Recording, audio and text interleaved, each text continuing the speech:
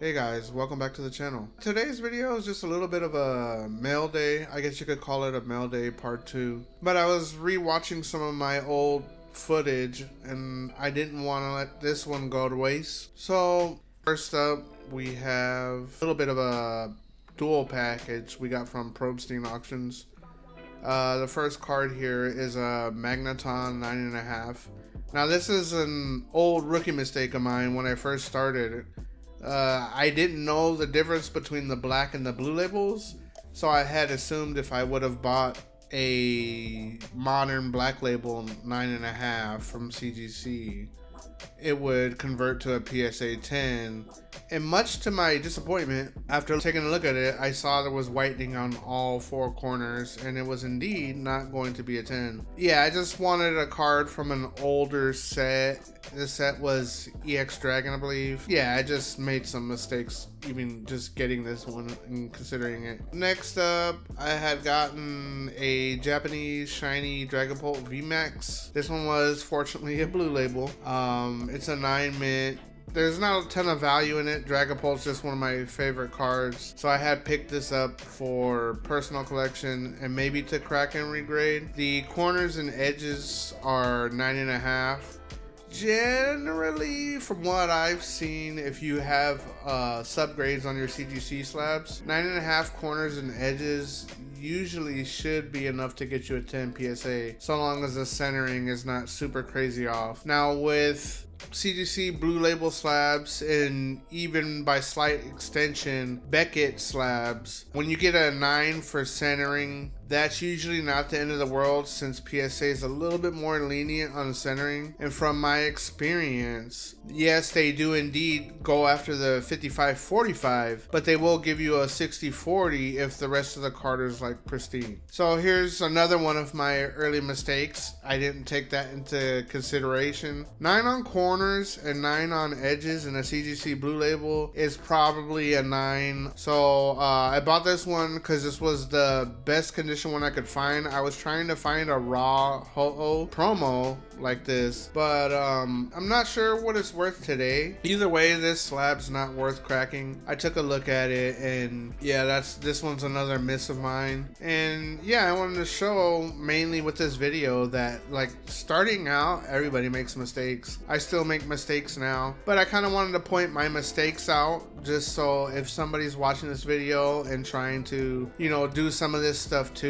Anyway, yeah, this is another one that's been sitting in my personal collection, though I don't mind because I really do enjoy the card art. Alright, so next up here we have another CGC blue label slab, and this one is the Pikachu promo. This was a pristine 10 blue label. I actually like collecting pristine 10s. As you can see in the background, I have the Charizard, I have the Zinnia, I have the Giovanni. I try to collect them whenever I can, especially ones that are on the cheaper side. I'd rather collect PSA slabs if I'm gonna have like a collection, just so they're more liquid, just even slightly. I know pristine carries a higher worth overall, but sometimes they can be a little bit slower to move. But yeah, I picked this promo up just because it was Pikachu and the 3 Paldean starters, and I thought it looked really nice. And it was in a pristine, and it was Japanese. I had the Chinese one, but I actually ended up selling that one because I had gotten a good deal on the Japanese one. I have no idea what this card is worth now. When I picked it up, it wasn't too bad, but yeah, I didn't pay a ton for it, and I thought it was a good pickup, and I just went with it. Yeah, that one's still sitting in my personal collection. That one I actually like. Next up, I had picked up 2 Magneton promos. One was a Pokemon Center and one was a regular. I'm pretty sure I bought this as a package deal off of somebody who was just selling their promos from their PC ETB. I took a look at these. This was, of course, early on, again, before I knew what I was really doing. And you'll see here in the video, I'm checking them out, and they're not perfect, they're not gradable. I was hoping for something that was gradable. You can see there's some silvering on the top, maybe indicative of like a little ding or a dent or something. There's whitening on the back top corner. Yeah, just not gradable at all. As I was saying originally, I picked these both up because at the time the Magneton promo was really hot. People were having problems trying to get Surging Sparks. It was a very popular set, and I really wanted the Pokemon Center stamped promo in a PSA 10. Now today, I don't think it's worth as much as it was during the hype of the Mania or before Surging Sparks got all these reprints. But I think long term, any PC ETB promo will do well. So I don't mind holding this in my collection. So yeah, guys, really look at the eBay listings with a thorough eye. Don't get too excited and just trust the seller and assume that it doesn't have any defects or anything. Always assume it has something wrong with it, especially for sellers that are taking pictures on white backgrounds. That's like a old trick. Take your photos on the white background, it hides the whitening. Watch for sellers that take photos at an angle. It never hurts to just ask them to take a picture straight up or give you some better pictures. I've seen everything from people taking pictures of stuff that's almost in the dark to, you know, taking pictures of stuff that's at an angle in the dark. Yeah, you see a lot of it on there. Don't ever be afraid to just reach out and ask the seller some questions, see if you get some better pictures with better lighting. And if they're still playing games with you, obviously they got something to hide and they're trying to get it out of there, you know. Last up here we have the Dark Sylveon V10, I believe, for celebrations. This was before celebrations started going crazy. In fact, it's even going more crazy right now, and that's because we're in the midst of a Greninja Gold Star hype cycle for the promo that comes in the ETBs. Right now, people are buying up, you know, celebrations to ETBs. I never got to open celebrations, so this is from a time when I was really opening celebration products when I shouldn't have. They weren't too expensive. But market price back then for some of these ancillary products wasn't so bad. Now they're pretty bad. Yeah, I had a good time opening the box and experiencing celebrations. It's a really cool set, and now I kind of regret opening it just because it's worth so much now, and it's going to be hard to get it again, you know, for a decent price, because I doubt celebration stuff is going to just fall suddenly before the anniversary. So in this tin, we get some Sword and Shield packs.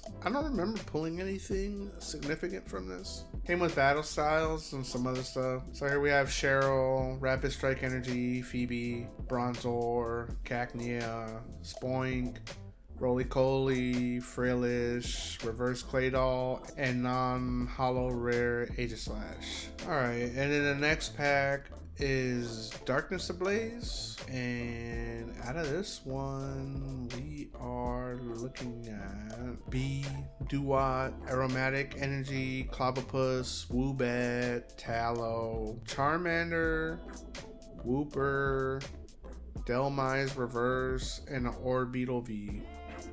Yeah, again, I don't remember getting anything too crazy out of these packs, or crazy at all. So for celebrations, yeah, you see the Zekrom here, the Groudon, Xerneas, Professor's Research, and then the code card. So again, really nothing to write home about. Alright, for the next pack, we have the Palkia, Yveltal, the Cosmog, Surfing Pikachu V full art, and a code card. I will say, I believe out of some of these packs, the cards were better conditioned than some of the other celebrations packs I've opened. A lot of the time, the cards are just have mad whitening on it, but I think these were pretty well centered. I have some of these Surfing Pikachu Vs and Flying Pikachu Vs and all that I was going to send in for grading. So I think this is our last pack. We had Cosmoem, Lugia, Xerneas EX for the hit, and Lunala. And then, yeah, I do believe that was it. Yeah, guys, until next time, I'll talk to you later.